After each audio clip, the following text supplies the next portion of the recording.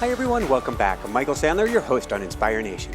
If you've ever wanted to be your true authentic self, then do we have a unicorn in a world of donkeys show for you.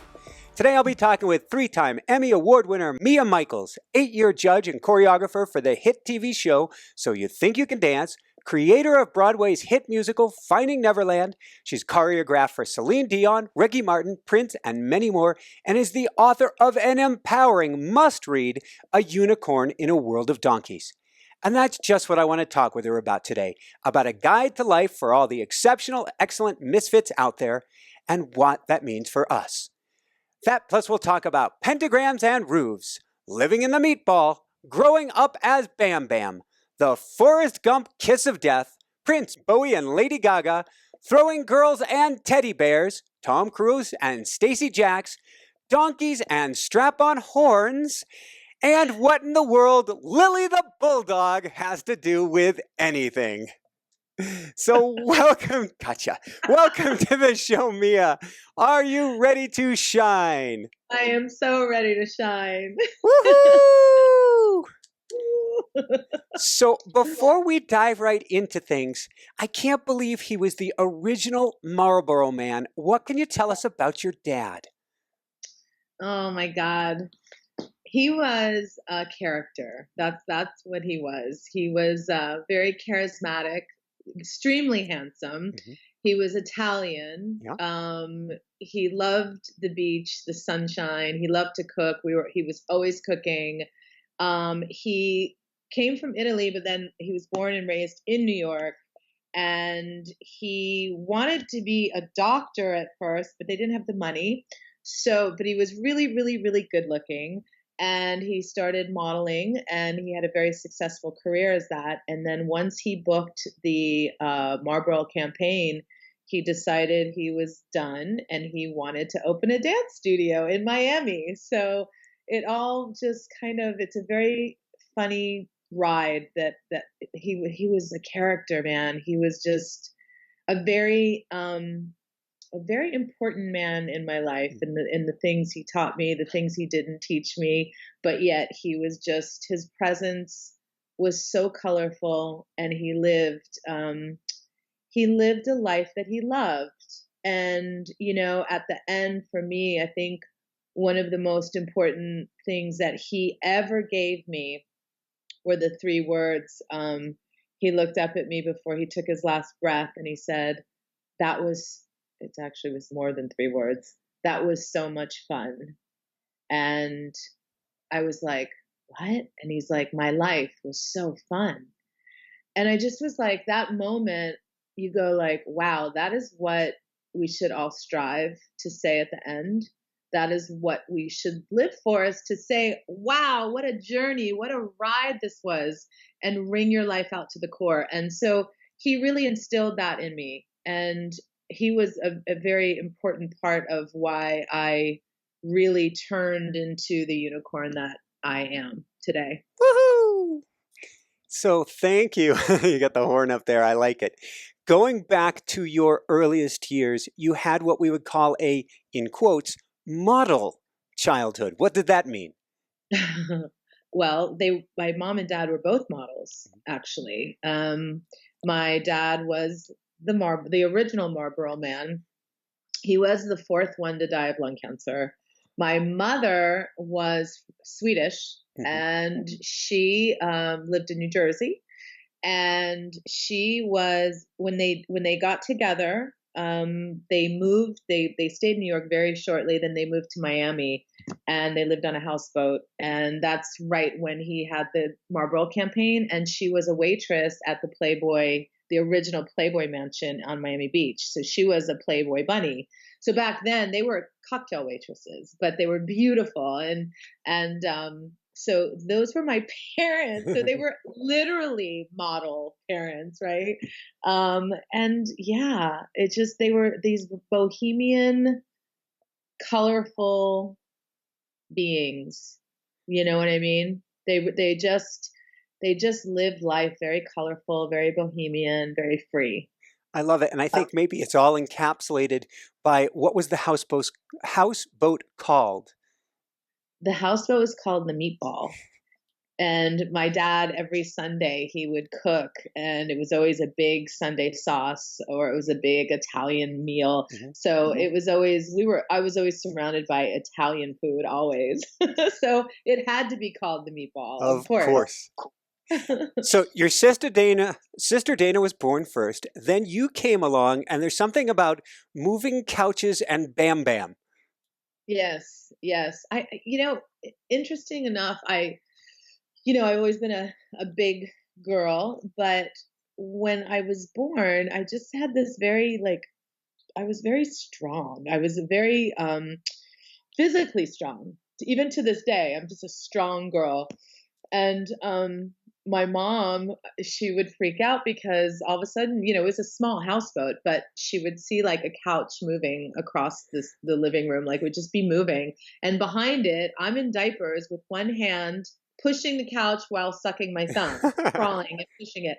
So she was like, "Okay, this is crazy, Joe." Like she was like, "I think this is really weird." And then what really made them move off the houseboat was I was sitting in a high chair, and this is not in the book, but I was sitting in a high chair, and I literally was like, ah. And I literally bodily threw myself over the edge of the boat into the water. Oh, wow. And my mom had to dive in, and she got me, thank God. But she realized that moment that they could not stay on the boat any longer because I was a wild child. So they very quickly moved off the houseboat and into a house. Into a haunted house. Into a haunted house, yes. Yes. Perfect. I mean, it's just appropriate, don't you think?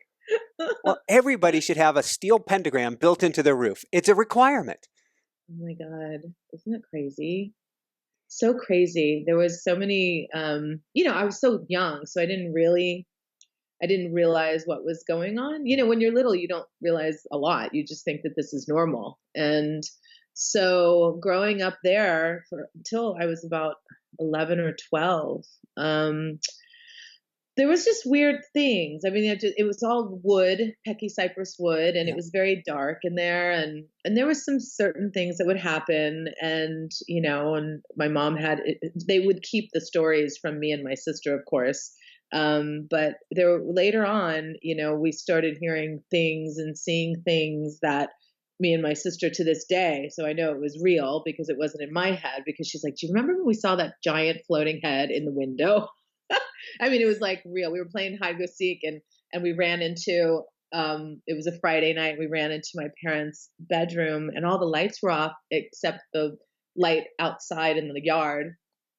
And we ran in, and the two of us saw it at the same time, and it was this giant floating head in the window of our parents' bedroom, and it was like bald and gray. It looked like a puppet. It looked like a puppet, and we in that moment were like, "Holy shit!" And and my mom had stories, and of course the stories started coming out later when we were older, and we didn't know. They kept a lot from us, but sure enough, there was a lot of stories that everyone kind of experienced in that house.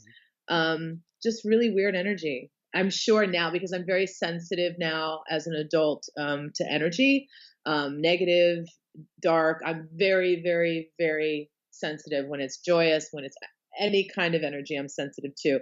So I'm sure now, if I ever walked into that house, the hair would stand up on my spider senses would be. Get me out. Yeah. Moving from there, I believe that I always like to say things are the flip side of the coin. Opposites always go together in a real positive way. You became incredibly influential in the dance world, but as a child, you wore metal braces and had, if I understand this right, the Forrest Gump kiss of death. Yeah, I did. I was born with my hips were underdeveloped, but they were like all turned in. Mhm. So I was turned in, I was knock-kneed, and one foot was larger than the other. So everything from my belly button, my hips, all the way down, it was like I would take a step and I would fall. So it was just a thing. So I was, again, a big girl, and then they had bars on my legs for the first, couple of years of my life. And then it started straightening out, but then I still had my very knock knees, and I still had my foot that was larger, but I was a fighter from the moment I came into this world. I was a fighter, and I was like strong, and I was like, I will go and fight for anything that I believe in. And I knew, and I was born into, at that point, my family had opened a dance studio in the house, the haunted house. So I was raised, with music and dance, and I knew that dance was a really important thing for me. I knew that it was the only thing I knew. I grew up in this dance studio at home, so it became my home. And I knew that I needed to dance, and I loved it so much, but I struggled with it because of my disabilities, but I just didn't take no for an answer. Didn't take no for an answer. I was going to dance, and I'm going to dance, and I got better and better and better, and I was a great dancer. It's just that I wasn't built to be a dancer. But Or you were yeah, built to be the Mia Michaels dancer. the what? You were built to be the Mia Michaels dancer. Yes. But I didn't know that then. And it took a couple things that had happened that pushed and forced me into creating my own world of dance instead of trying to fit in to someone else's world of dance or someone else's movement or someone else's vision. I was forced, because of my body, it was a blessing because it pushed me to go and create my own world of dance. And I do, and I still do. And that served me very, very well. And very grateful. I'm very grateful for my big butt. Woohoo! Can't believe I woohooed for that, but I love it. But in the dance world, it was such, especially back then, it was if you were not tiny and like, 5', 7 or 8, but like 90 pounds, it was like you weren't a dancer. So I was constantly being like, you're not good enough. You'll never be a dancer. You don't look like a dancer. And I was like, really? Watch this. You quit dance, if I understand right, at you quit ballet at 12. Everything went cattywampus, maybe the best way to describe it, through your years in junior high and high school. How did you begin dancing again and rediscover yourself then? I mean, I think because dance was always there for me. It was later on in my junior high, it was like later on in junior high, early high school is when I started kind of rebelling against it a little bit and wanting to have a normal life and wanted to be a normal teenager instead of just living in a dance studio. And so I just kind of was like exploring, people could say what it was. I mean, I think we've all had our time, maybe not, my sister never did, but where you explore drugs, you explore things that you're not supposed to, or you're told not to. And during that time, I always had a wild child in me. But I just kind of was like exploring all this other stuff that didn't live in my world. And I explored it. And the thing is about dance is that it always was there for me. It always kept pulling me back. The creative process kept pulling me back, always, always, always. So I'd go, no, no, no, I don't want to be, blah, blah, blah, and then it would like pull me back. And I have to say that if it wasn't for dance, I might not be sitting here today. Like, I feel that dance saved my life in a really, really important way. And it gave me something to anchor onto so that when I would float away, I always came back to my anchor, which was myself, my creativity, because dance allowed me to be me. And it was a place where I could shine in a very, very authentic way. And I was celebrated for it there. And so I felt like that was like home base, but I kept rebelling against it because I was just like, I need to go see what's out there. And every time I did, I would either get burned or I would get hurt or something would go wrong. And I'd always come back home. And I realized that dance really did. God was inside the whole dance calling in my life. It was a very, very important, it was a calling. It was a destiny. The dance world Yeah, it kept me alive. Woohoo! Yeah. I'm going to want to dive more into that. There's a term that may describe what you're saying, going off, coming back, going off, coming back, that maybe kind of sets the stage here. What's what you call a rainbow path? I mean, I think your rainbow path is something that it's your higher calling. It's your authenticity. It's what you know when you're somewhere, something happens and you go like, I know I'm exactly where I'm supposed to be. That this is so right, and I even it can be a daily journey. It can be something that you just all of a sudden come upon.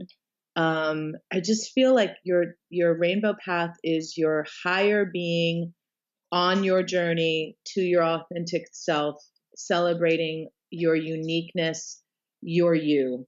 And that is what a true rainbow path is. And it's funny when I visualize a rainbow path, I see this beautiful iridescent rainbow path and you're just in your glory, in yourself, in your skin, being totally yourself, moving in any way you want to, dressed in any way you want to, speaking, singing any way, may not even make any sense. And then you have on the sides, you have like the gray and the brown, and everyone's just sitting there like just watching. You know what I mean? Because the rainbow path is just this brilliant, brilliant, free, non-judgmental, fearless way of living your life. And I love that word fearless in there. Me So too. talking about fearless, what is a unicorn in a donkey world? Well, I have, I think I came up with that title because you know, I had a lot of experiences in my career with different people, different, that I just felt were very safe and very scared to take risks and they conformed and they wanted to just be like everyone else, and it was just like it was so frustrating for me because I'm such a risk taker. Mm-hmm. And I love to break new grounds and new territory, and every day is another day, another opportunity and another gift to be a better version of yourself and a more authentic version of yourself. And so, and that goes with creativity too. And so for me, I would find myself in very frustrating positions because I was like, come on, let's friggin' jump. Let's go. Let's fly. And I just found like a lot of people were afraid to fly. And that's where the title came from, as I think it came from a frustration that I was like, wow, there's a lot of people in the world that don't want to take risks, that don't want to really explore the possibilities that are in front of them to make their life greater. I think people like it's a scary thing, and so I think people like to stay where they know, where it's safe. And so that is where this whole idea and concept came from, because I realized that I was a unicorn. I realized that, wow, okay, it's that hard to jump, really, and so that's where that came from. So, and I believe, as you do, I think we have to jump in this lifetime. We owe it to ourselves to jump in this life. At the end of the day, you're going to be in a pine box anyway, so you might as well, as your dad said, enjoy the ride. Enjoy it. And it's like the thing that also, when he said, he's like, life is like a roller coaster, and it's going to go up and it's going to go down. And when it goes down, live it up. Like when it goes down, don't worry, because it's only going to go back up. And when it goes up, live it up and have a blast, because it's only going to go back down again. So, because life is like a journey, and it's just how you navigate through your life and what you make out of it. I always think of like the metaphor of a towel, a dripping wet towel, and taking it and like wringing it out to the core. And that is what your life should be, is like you're wringing out all of this amazing stuff to have like, it's not about existing. It's about really living. Woohoo! And really experiencing. Lily. Oh, that's a first. Oh my God, Lily. Lily. And, Lily, no. and Lily's Hey, a unicorn too. Lily. I've got Stop. to watch my Stop. woohoo. Yeah. Woohoo. She was like, woo, what is that? Let's talk about 12 steps to wringing out the towel. Becoming your unicorn. And we'll go, there's so many things in this book. This is a book, and because of the way this interview worked out, I had to read this book. I got to read this book. I was honored and privileged to read this book twice. There is so much goodness in it. So we're going to go through these 12 steps, but we're only going to cover like a fractional amount of what's in here. We're going to talk about first one, the step one, respect. And how do we start to shred or shed our donkey layers? How do we get rid of that donkeyness that unfortunately our parents may have gifted us with? How do we put it that way? Because parents, what do they do to young unicorns? They try to train them and control and put them in a little package. It's a very, because I don't think parents want their kids to have a difficult life, right? And when you stand out and you're different, you of course are taking the risk of being mocked or ridiculed, or and of course a parent doesn't want that for their kids, so they would rather say, honey, why don't you dress like this today, or why don't you, and they try to program them in being a safe package for the world. And I know that it comes from a place of protection, but in the long run, what happens is that it really does create a basic donkey that will fit into the world just fine and conform just fine and have a very basic life just fine.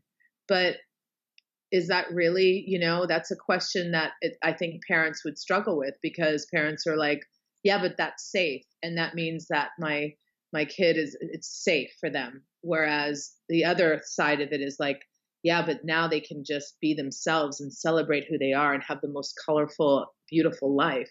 So that's a very in-depth question when you talk about,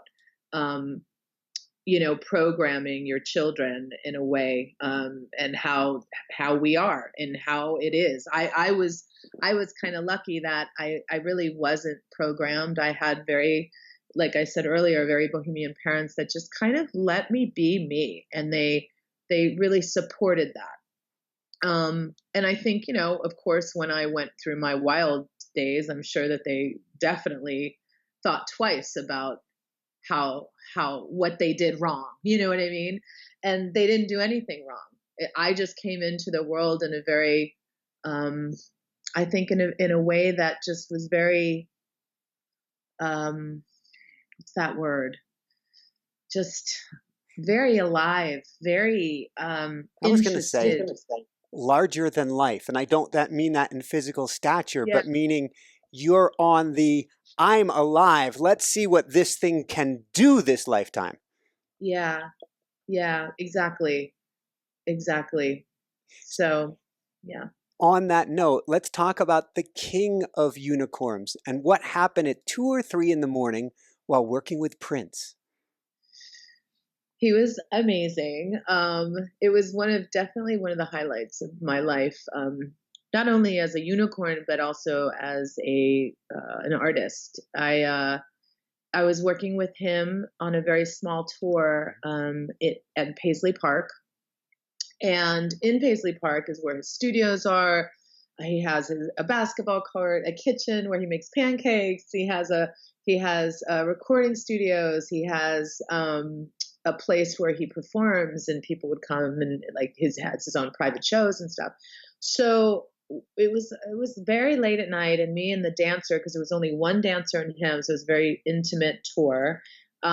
We were just hanging out, and we thought that everybody had already left for the night. Yeah. And we started hearing all this ruckus, in the big performance space, and we were like, and she looked at me because she had been there a little bit longer than I had, and she was like, "Oh my God, he's here!" And so I was like, "Okay." And he had left earlier, but when he comes in, it was like a very it's very mysterious, and it's very just, he doesn't say anything unless it's important. Mhm. He would never really just talk to talk. He would only say things that were very important. So, um, we go running in the back, and we're hiding behind this ladder, and all I see, because it was all black, and all I see on the stage was this spotlight, and him in the spotlight, and he had his jazz pants on and his heels on, of course. He didn't have a shirt on, and he was sweating, and he was on the guitar, and his eyes were closed, and he was just going, like it was like wild, like it was a wild animal that was like the most brilliant guitar player I had ever heard in my life. And he's going, going, going, going, and then all of a sudden he puts it down and he goes to the drums, and he goes off on that for another couple minutes, like on another level. His eyes are closed the whole time. He gets up, he goes to the piano, and he's like in this like creative musical vortex. And he's going and he's singing, and it's like, it was like this something. When I saw that, it was like witnessing something so much greater. And that's the thing, is like I witnessed what it is to get out of your own way. I witnessed what it was for an artist to let ego out of the way and just get out of the way and be used as a vessel. And in that moment, I watched God through this man, and I watched his gift just unraveling all over that stage. And it was so unbelievably powerful and inspiring, because it just showed that we just got to get out of our own way, and we have to just allow our creative gifts to come through and to be who we are meant to be. And I think that through fear and ego and programming, we get in our own way sometimes. And so being able to witness that was like, wow, life changing. Woohoo! Yeah. You have an exercise where you ask a dancer to show them who you are. Show me who you are. That's a better way to put it.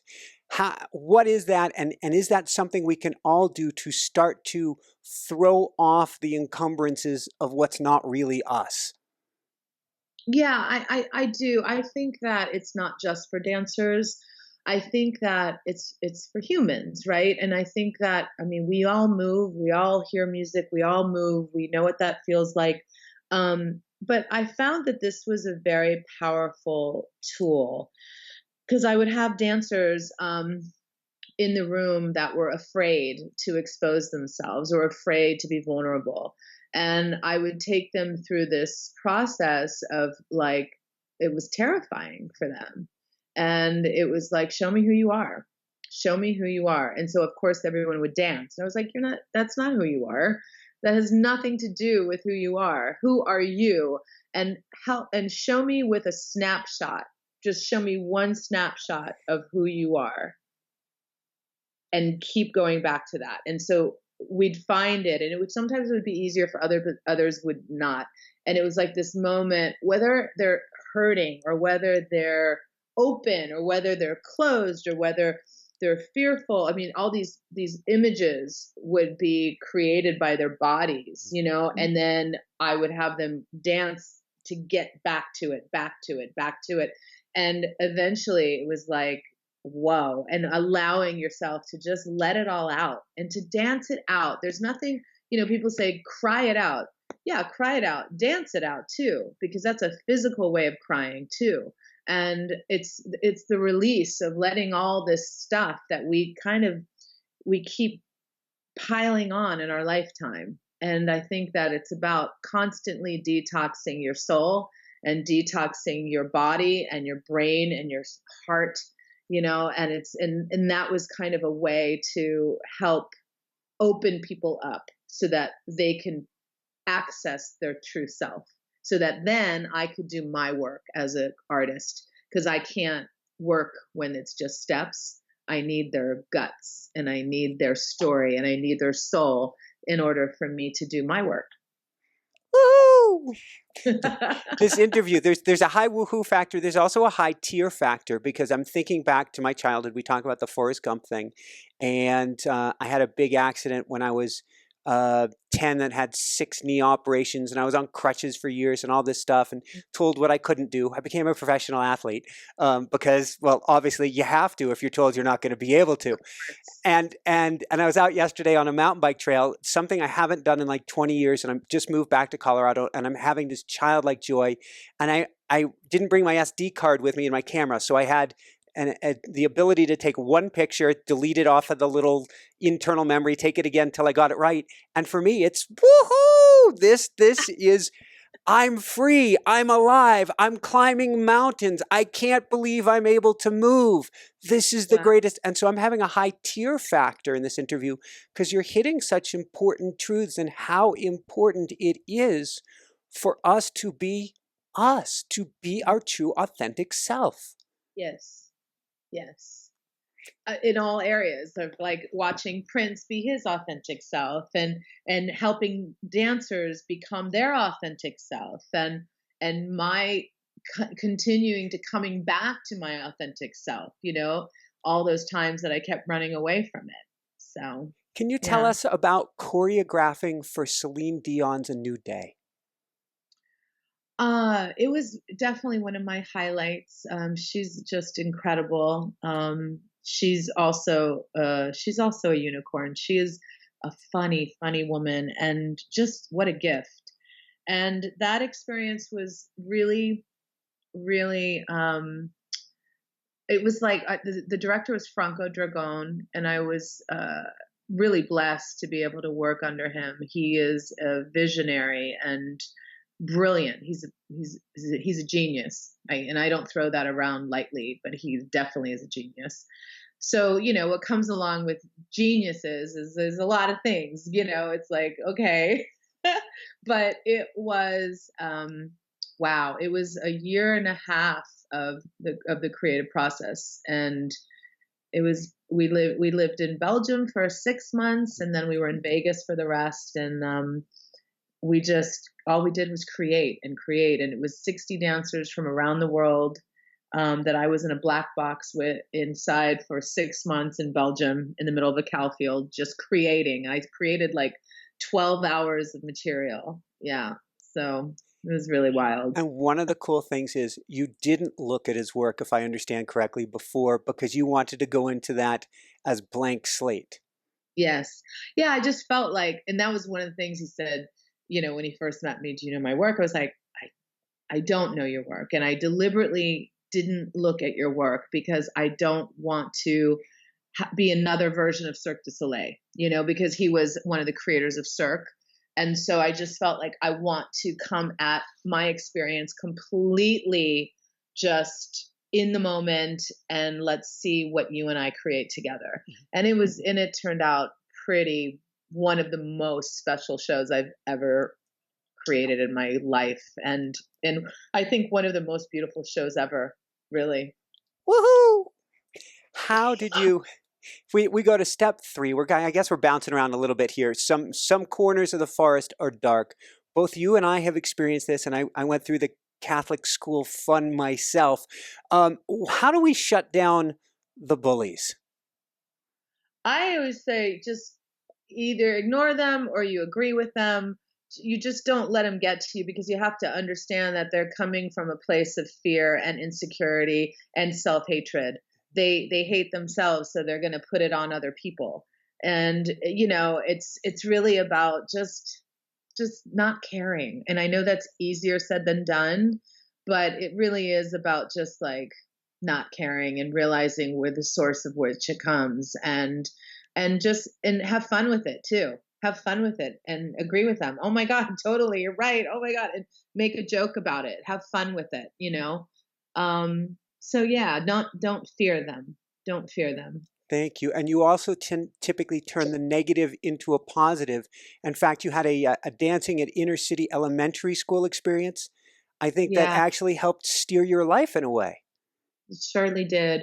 That was definitely the moment that Mia Michaels, the wannabe dancer, shifted into a, a young budding choreographer. I was in a special program for artists, and there was the dance program, and it was the ballet kids that were the really beautiful long swans, Yeah. skinny, and then you had the modern jazz dancers that were all like the strong dancers, and there was about four of us, and then there was probably about eight of the other ones, and we went into this inner city school to do a performance. And kids in general can be mean, right? And I was about, I guess, 15 maybe, and we had to wear these ridiculous unitards, and the swans were all like pink and purple, and then we were like blue, and we were like bluebirds. And so we had a blue unitard on, and the swans come in, and everyone's just like, yay, whatever, you're beautiful. And then come the bluebirds, and I was a bluebird and came on stage. And the moment I came on stage, the entire audience went hysterical, like literally holding their stomach. Like it was like one of those like nightmares, like a fun house where people are like pointing at you and laughing, and we're literally rolling in the aisles. Like it was like this weird parody of, but it wasn't, it was real. And I was like, wait, what's happening? Because I was a really good dancer, and I was always safe at my dad's dance studio. Like I was never made fun of, and all of a sudden the whole audience was just laughing at me. And I ran off stage, and I went into the ladies' bathroom, and I jumped up on the toilet so no one could find me. And I waited there till the school closed and until my mom could come get me. And in that time frame, a lot went through my mind. I said, you know what? I don't ever want to go on stage again. I never want to feel that again. I never want to be laughed at like that. I never, like, mocked, like so incredibly mocked, that moment, I quit dancing in my head and in my heart. I quit dancing in that moment. But I also knew that I had something in the dance world that was creative.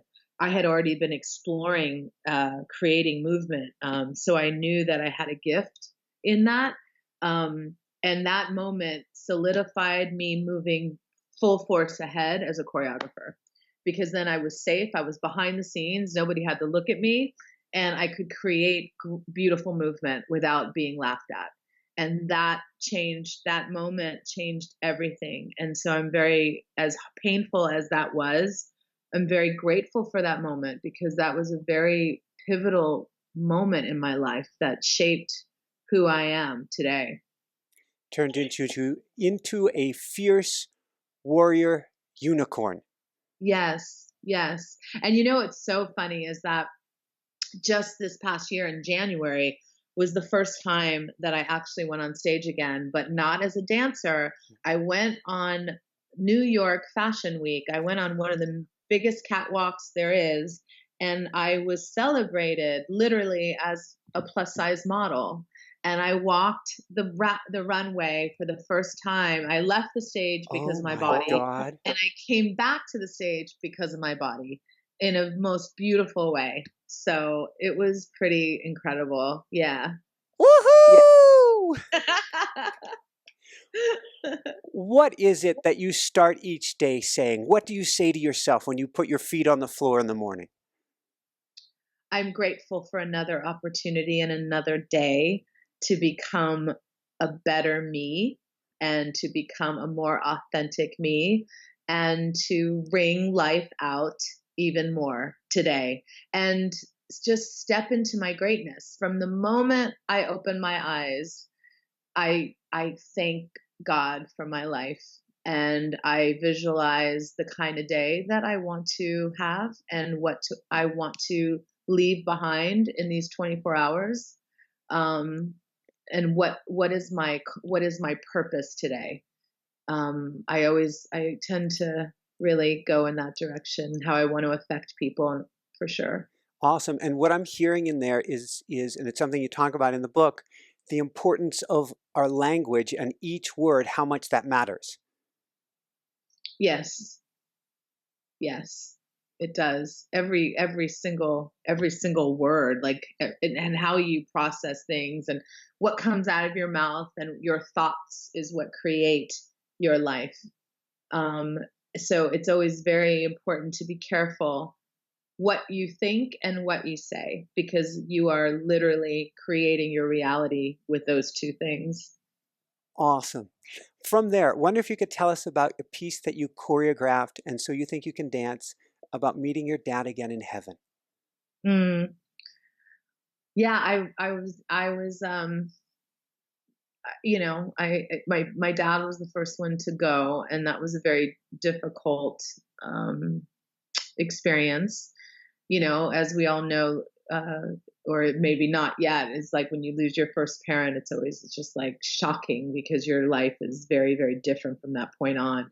And I couldn't really understand. Like I was like, well, where did he go? You know, like where did he go? Like I watched him just leave and leave an empty shell. You know what I mean? And I was like, okay, well, where did he go? And so, you know, there's so many, you know, of course, nobody will ever know until we're on the other side, right? We don't really know. We can all have faith and believe. And the one thing that I had to hang on to was that I was going to see him again. I had to believe that that was not it, that I had to see him again. And so I think the way I mourned his death was by creating a piece of me seeing him again in heaven one day and what that would feel like and look like when we would see each other across the way. Like would we wave, would we run to each other, would we dance, you know, would we play, what was that? And so for me that was I think that was my way of mourning my dad's death. And it was interesting during the process. I couldn't talk and the cameras are all over me, right? And I couldn't talk because I kept crying every time I'd open my mouth. I'd cry. So I would just write to the dancers the things that I needed them to know because or else I would just be a bubbling mess. Wow. So yeah. Yeah. You're talking about heaven, so I think we got to go to the other side of things. And you make a joke in step 9. You say donkeys pull, unicorns push. And what does the devil say when you wake up each morning? Oh, she's up. And why is I love that? that. I love it because it's like every day, again, every day, you have that opportunity to kick and to change the world and to make a difference and to break new pavement and to break concrete and to really go for it. And you know, yeah, when you wake up, you're a force. The force is just like woken up and is ready to go. And so yeah, the devil's like, oh no, she's up. Ah! You're going, let's do this. Yeah, So totally. speaking of let's do this, tell us about Tom Cruise and Rock of Ages. Oh, Tom, he's amazing. He you know, it's funny because people were always like, "Oh, he's really tough. He's really this," and we totally clicked because we both had the same work ethic. We were both very like, how every moment, how can we make this better? How can we make this further? How do we take this further? How, you know, constantly almost like just relentless with trying to be the most optimal artist at every single moment. And I loved it. I loved it. Because it was like the way I challenge artists, he was challenging me to be that as well. And so we were like arm in arm during that process. And it was gorgeous because his energy was like, he's like a ninja. He would just be like, let's go. Let's like, he was like, he's very Tom and like, yeah, let's go. Like he's wild and amazing. And he's just like, his energy is contagious. And you just have to know that if you're working with Tom Cruise, you got to keep up. You got to keep up because he's unbelievably like his energy is like, oh my God, it's like on another level. It's almost like vibrating, you know, it's awesome. I love that. And I think you bring some of that to it, so that I can see why you would be a dynamic duo in that situation. Yeah, it was so fun. I loved it. Thank you. So from there, let's talk step 10, eat, play, laugh, and Lily the Bulldog. Oh, Lily. Lily's my little girl. Mhm. She's my little fuzzy bulldog, Yep. and she is just she's incredible, and she's gonna be 6 years old. And I think, like, in the book I talk about my, first when I first got her, and how life is very funny. It's a very interesting thing. Being open to life and experiences and exploring them. And I followed my instincts. I was like, I want a bulldog. I've always wanted a bulldog.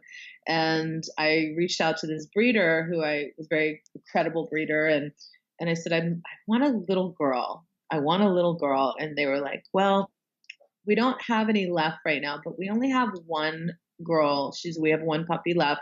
She's a little girl, but actually she's not very little. She's actually really big.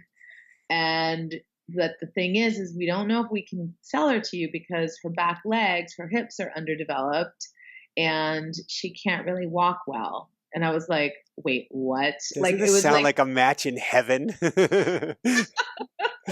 I was like, oh my God, wait, that's my dog. And she goes, well, I can't really sell her until we know that she can walk. And a couple weeks later, she called me and she said she's walking so much better. But, and she's beautiful. Her face is beautiful, but she's going to be a really big girl. And I was like, why is it the dog version of me? I love it.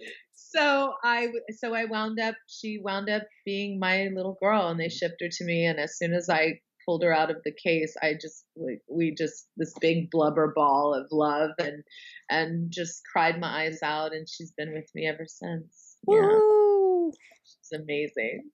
We've just moved into a new home in Colorado. In fact, we're probably going to call in dog. We haven't had a dog since we were in Colorado, and so it's probably time. But have this idea, and I revisited this today in rereading your book, of turning our home into a sanctuary. What does that Oh, mean? I mean, I think that first of all, your home is an expression of yourself, Mhm. right? It should be a place where you walk in the door and you just exhale and you just feel like it's just peaceful and beautiful, and everything. Like, when I created, even my home, it's like everything I don't like to just like fill it with stuff. I like to have everything feels and looks like a representation of who you are. Yes. If I was a piece of furniture, what would I look like? If I was a carpet, what would it's your authenticity goes with you in every area of your life, from the choice that you make for how you eat, how you dress, how you decorate your home, how you speak, how you walk, how you create, how you talk to the world. Like, I just feel like everything is an expression of your true self, and your home is definitely very important, and not like it's a very important part of your authenticity. Everything in your home should feel like an extension of yourself. I love it. I was riding the mountain bike yesterday, and I was thinking about crazy thing, tire choices on my mountain bike. And I want everything in my life to be colorful, to be moving art, or whatever that looks like. Yeah. And right now, for some reason, in my kind of mountain bike, all they have in a red tire is one choice. And I'm like, perfect. It's red. The exact size doesn't matter. The exact diameter, whatever, doesn't matter. It is perfect. I don't have to worry about choices because it aesthetically represents the brilliance that I want to bring out in whatever I put into my life. Yes. Yes. We're a constant moving piece of work, a piece of art. We are a piece of art. We are, and everything that we are that surrounds us should also be an extension of that. Amen. What are morning meetings with yourself? I think just check-ins of really, again, in the morning, what is your goal today?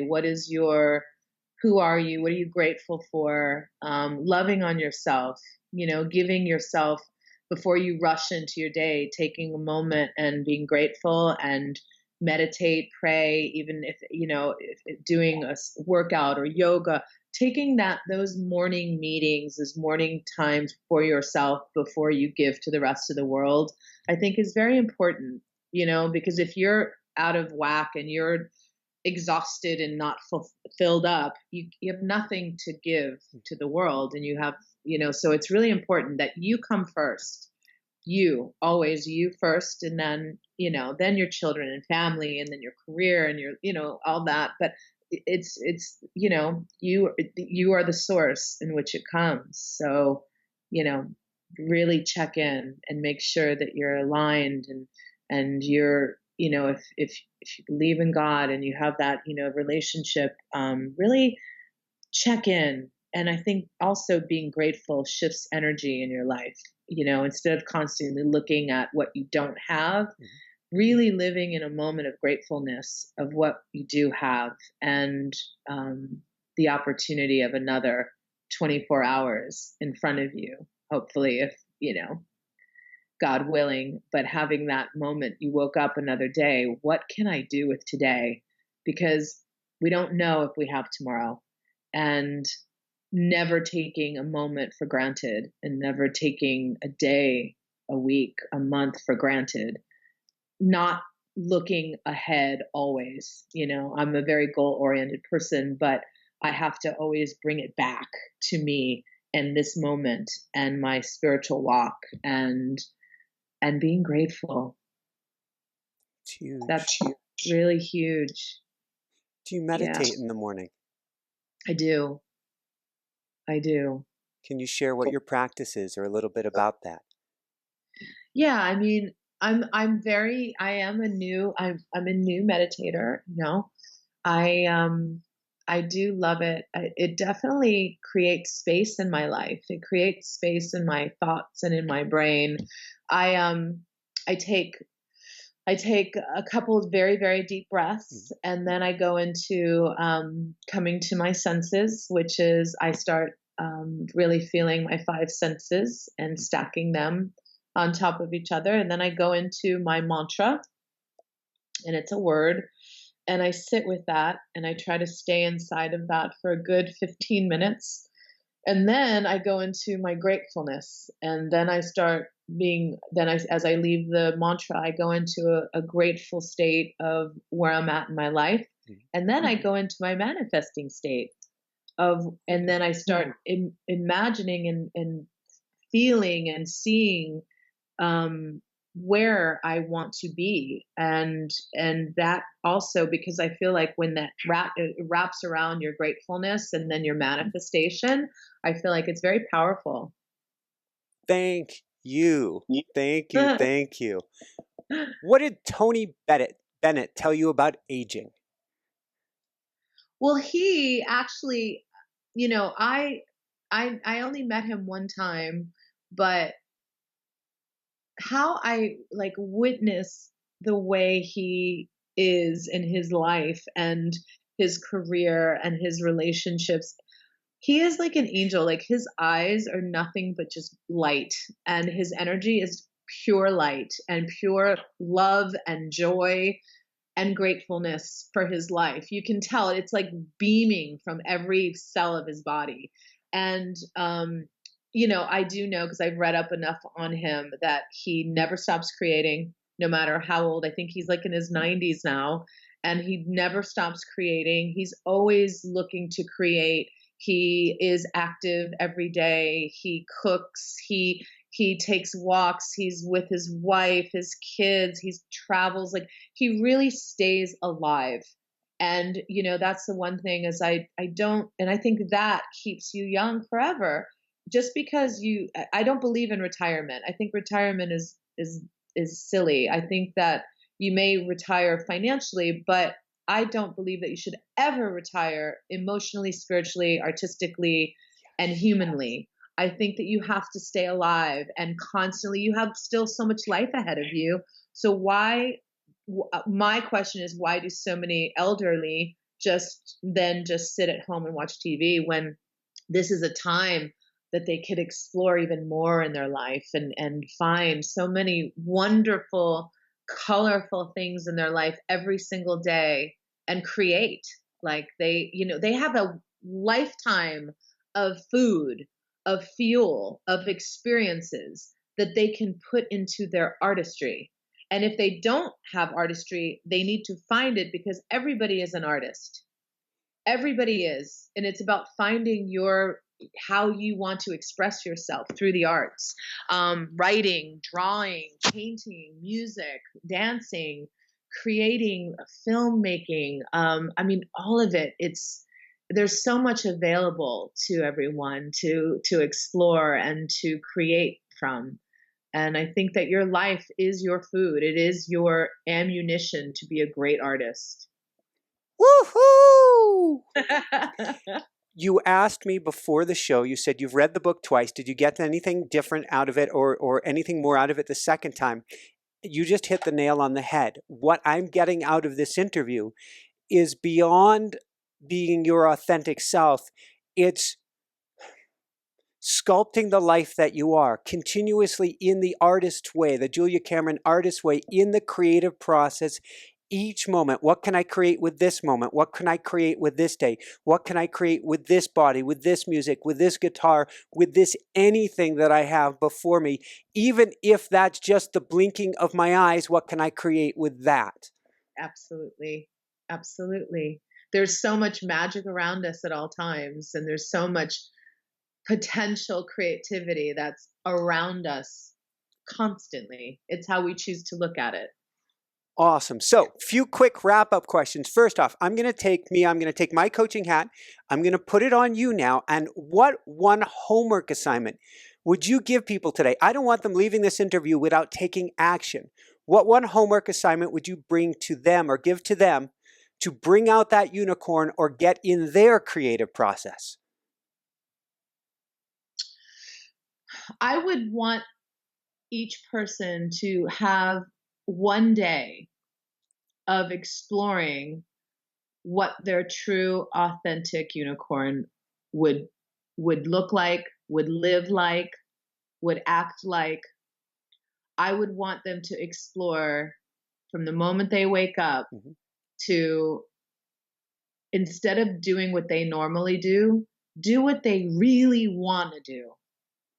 How do you really want to dress? But you kind of maybe, I always tended to go towards black because that was like the true choreographer director. You wore black, and like, instead of wearing all colors and patterns and this and that, like, go back to the eye of a child. Go back to your 5-year-old self before you were told you had to be, you had to do, you had to this, that, and the other.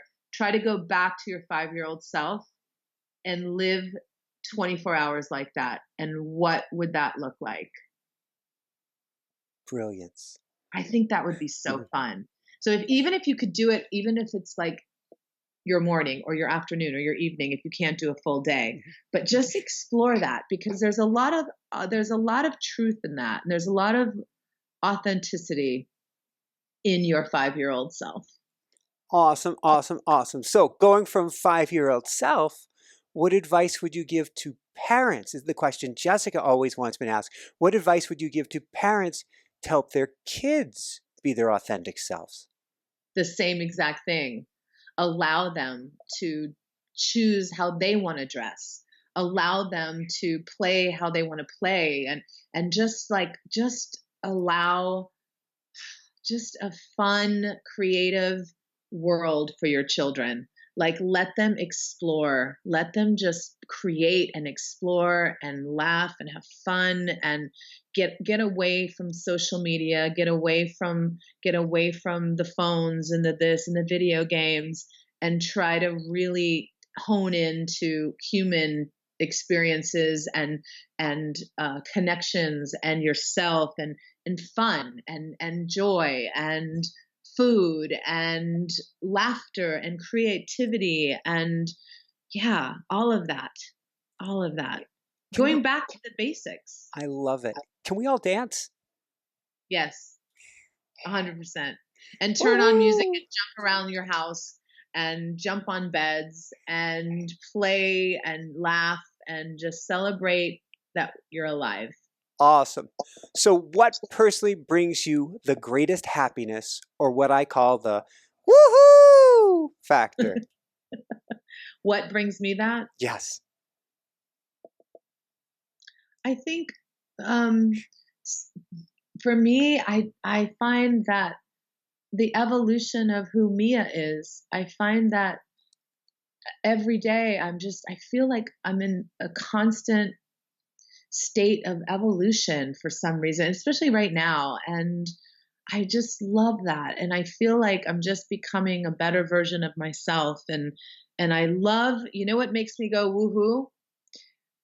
Inspiring others and changing people's lives and making a difference and knowing that this book and the message of this book is affecting people all over the world to step into their authentic self and just be the most colorful version of themselves. And I love it so much because it gives a place for people that never thought there was a place for them. And I love that so much because I tend to gravitate towards the underdogs and the ones that always aren't the popular ones, and the ones that are the ones that doubt themselves, the ones that don't believe in themselves. I think I wrote this book for them because I really wanted them to know that there is a place for them in the world, and that them being themselves have the power to change the world as we know it. And I love that so much. And so that makes me happy. This book makes me happy. You're trying to give me tears again. Tears of joy. Woo!